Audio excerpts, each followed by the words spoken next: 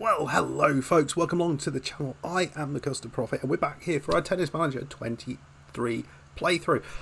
We are following Crusty Bun as he pushes himself to the top of tennis. Now you'll notice that I am sort of a little bit smaller than usual. I'm wearing a green top, which means it's a little bit see-through on here, not like weird see-through, but essentially you'll see the background through my green top. So I'm trying to avoid too much of my green top for your eyes. Anyway, we are going to be driving into the US Open today. We've played some games, 3 tournaments since we were last together. One went really well, one went pretty well, one didn't go well at all. So let's dive in and have a look at that, and then we're going to have a go at the first couple of matches if we get through them at the US Open. So right at the end of the hard season, you can see we've done okay. We've picked up another victory in the Chengdu Open. This was a good one in that it was an MTL 125. Yes, we haven't won at a higher level than this, but you look at some of the victories that we were getting. They included Federico Sinner, who is someone we have struggled against in the past, but a comfortable tournament win, and I think it's kind of nice to do that now and again. So we got the full £40,000. It's not a huge amount of money, but that has added to our cash there, and we've got over £329,000 at the minute. It's just mad. Following on from that, we went to the Rogers International Open. You'll see we didn't make it to the latter stages of this ATP Masters event, but we did really well. We got some great results. There are 64 players who start out in this tournament. Started out against Jakub Mensik, beat him 6-3, 7-6. This was a good victory against a good player. I was happy to get the win, but then a really significant victory, I thought, in the round of 32 against Nick Kyrgios, who's 15th in the world. We beat him 7-5, 6-4, and then we went up against our old friend Tsitsipas and lost against him. He got all the way through to the semi-finals, where he lost to Zverev, a player we have actually beaten. So for whatever reason, he has got some sort of hoodoo over us. We've played him in like 3 times in the last few months and lost each and every one of them. The one we've just played, this was a real disappointment because we got knocked out in the first round against, I mean, it was a tough draw. It was a really, really tough draw here. Hubert Hurkacz from Poland. This was going to be hard whatever happened, but it would have been nice to kind of get through this, and we just struggled against him. He was a big hitter and we just really, really struggled. We lost 6-3, 6-4, but occasionally this will happen, and my hope is we don't worry too much about this from here on. You'll see, I mean, it's the likes of Diego Schwartzman, who's clearly what is he, 35 now, so he's dropping down the table. But what all this does mean is, looking at where we are now, oh wow, now 14th. That's new. We were 15th a second ago. Oh no, that's the race. We're 15th in the race, in the ranking, 14th in the race, which is really, really nice. So we played a few more tournaments than some of the other people, but you can see we're within catching distance of, for example, Casper Ruud. Yes, behind us there are people within catching distance of us, but what we are going to be able to do potentially, if we have a good US Open, we could push ourselves a little bit further up this tree. If we could make a top 10 player by the end of the year, I'd be a very, very happy man. What I do want to show you before we get into that is Billy Blades. Look how Billy is getting on. He's now 106th. We have, look at this improvement here from where he was in this period. We took control of him, and he's all the way up now, almost into the top 100. So he's going to be potentially going for the Davis Cup squad, which is really cool. So he's he's getting involved in all sorts of tournaments, and now he's we're really seeing him sort of progressing. So I think we can start thinking potentially, because we are getting now significant cash from Billy. we can start thinking about maybe finding another player to bring in and develop. Now Billy's now up in the almost in the top 100. Could we develop another British player? Could we have a whole team of British players really pushing for those top places? In terms of his attributes, I still think it's a lot of stuff to work on here. But you know, you've got to say Billy's done well. So let's have a look at the draw, the US Open draw. We have, I think, got a fairly okay draw looking at things over the first 2 or 3 matches. You can see already there has been JJ Wolf has been knocked out, which is good for us because it means that we've potentially got a nice route through this draw. We got, I think, a relatively straightforward first round match against Frenchman Corentin Moutet. Potentially it's going to get a little harder against old rivals Caelan Biggin. That's who I expect to go through there.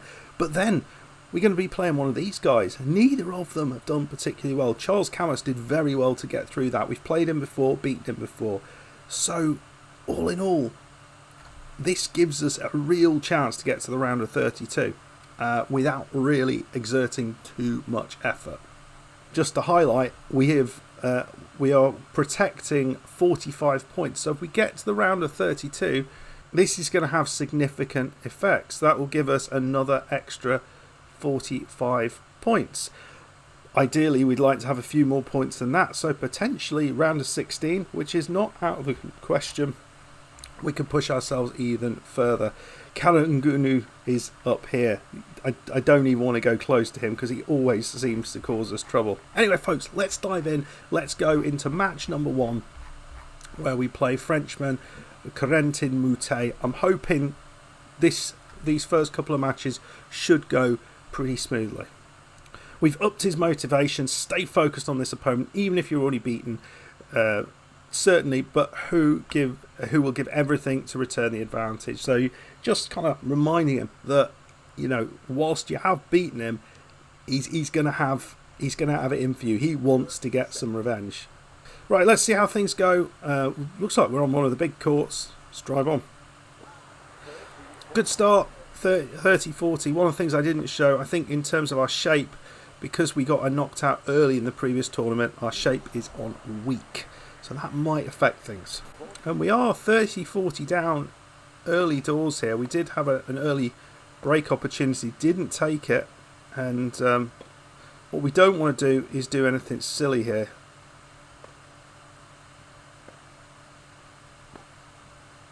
Oh, there we go. That's the opposite of silly. Another break opportunity for Moutet. Wow. Interesting return, but it stayed in, and it's on that side of the net. Good. Well, weirdly, it's not going particularly well. We love 40 down here. I'm going to do something on... I think we'll go a little bit more attacking on our... hit the wall a little bit harder, I think. Let's see how that goes. Just concerned that we're not showing our best here.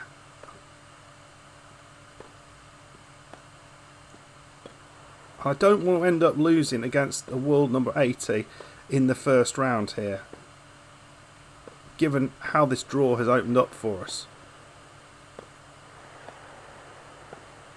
He's gone wide, 5-3, and he has a set point. And Biggin, if he plays like this, and there it is. 6-3, a absolute disaster of a performance. So many errors. 9 unforced errors. Just not very good. I'm hoping this will be better. And again, we're struggling. We are struggling in the second set. It's 2-all, and he has got a chance here to break us. We've not got the points on his serve. We're struggling a little bit on our own serve.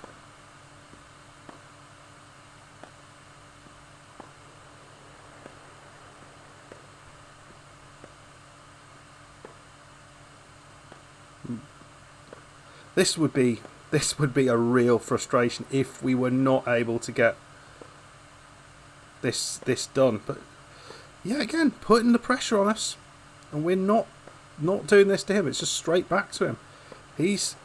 Oh, that's beautifully done. And when we go for it, it goes well. Finally, we've got a break opportunity at 3-2. But, well, that's not good enough. Another one.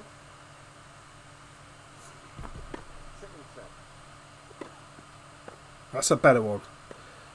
Just need to get the depth on it. And it is wide. Easy shot. And it's 5-all. Well, I think when we're talking about presumptuous, I think that probably describes my attitude to this, because I thought we had this. We have got a set point though here.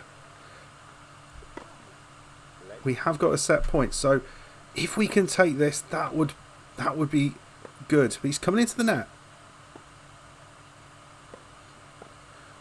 and it's a stupid cross-court shot again, and we go into a tie break, and he's got a set point, but it's on our serve. So hopefully, why are we going down the middle? Well, hopefully we can not do anything silly here. And that's a dreadful hit into the net. 6-3, 7-6, and we look like we might be out of this before we've even started. I'm not sure what's going on, folks. I really am not sure. We're getting the winners. He's getting the winners on his forehand, not his backhand. Can we focus on his backhand? Maybe that's something. We are doing that already. Well, we've changed a bunch of stuff just to try and give him a little bit more risk taking in the way he's playing. See how that goes. And we are 2-1 down, and we're having to hold on to an advantage. It looks like we're getting a few more points on his serve, but clearly we need to do more. Lots more advantages for us, but we didn't take them. I am hugely... I mean, it would be one thing losing here, but losing in straight sets would be very, very embarrassing. Really struggling on this in this game. Down, yeah, there we go. There we go. Another one. Just come on, let's get through this. We've upped his confidence. That's good. On the line, brilliant shot. And again, we don't get through it. Couple more advantages for us, and you just have not done it.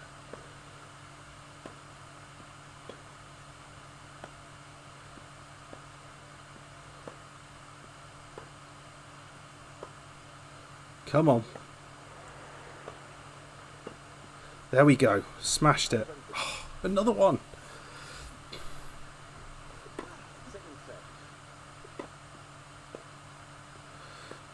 He's gone wide.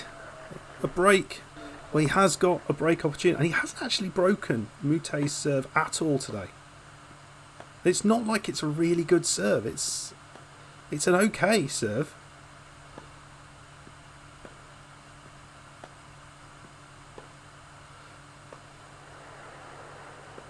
But there's very little risk in what he's doing, which is not what I've asked him to play. It's wide. What a chance. He volleys wide. Oh man, I'm really concerned.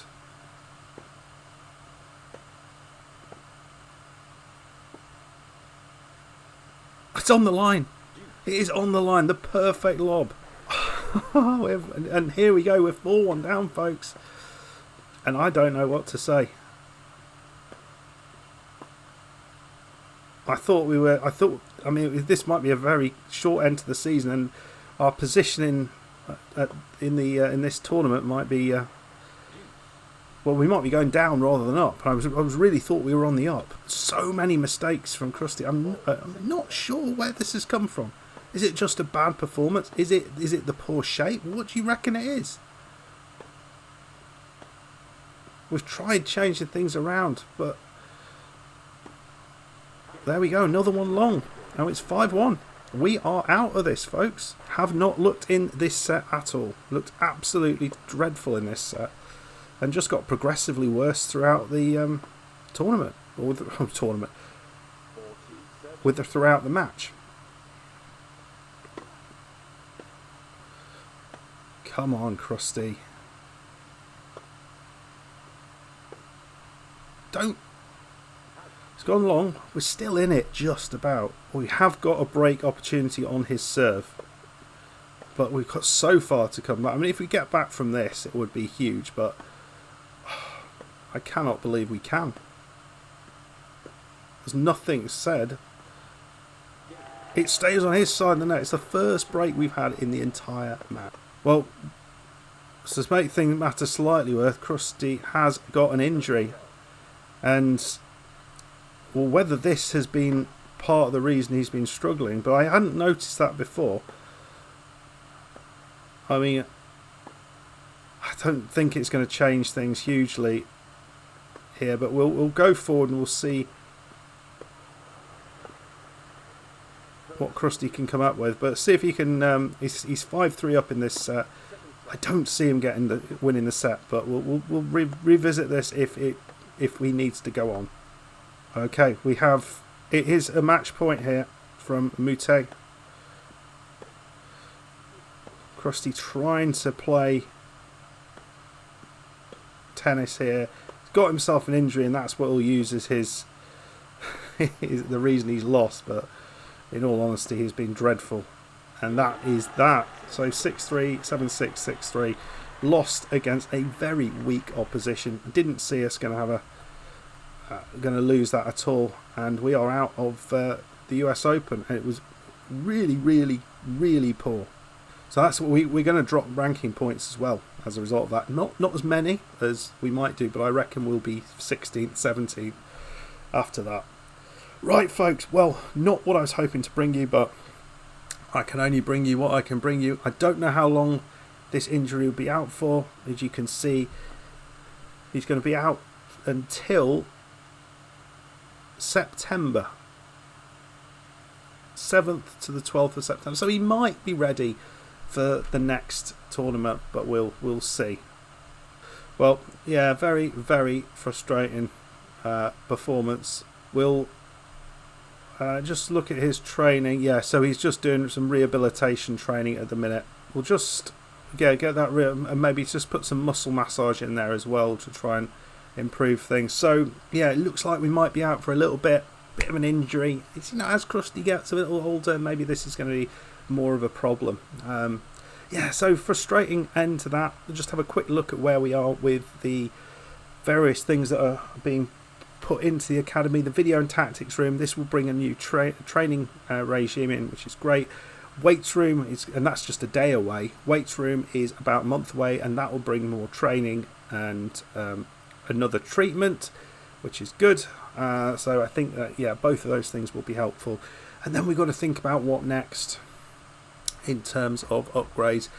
I am thinking perhaps about maybe the indoor court thing up here, perhaps something like that. I might just have a wait a second, just until the end of the at the end of this season, just to make sure we don't do anything silly and we can afford to keep Crusty on, because I imagine we might need to give him a little bit of a sweetener to stay at this the academy. Anyway, folks, I hope you enjoyed that. Not what I was expecting. We're claiming he lost because he was injured. That's what we're going with. But yeah, it's not quite what I was hoping for. But he's out the US Open in the first round stage. Didn't see that coming. Hope you enjoyed it. I didn't particularly enjoy that, but you know, it is what it is. If you did enjoy it and want to see more of this, make sure you hit the subscribe button, and I'll see you for the next one. Goodbye.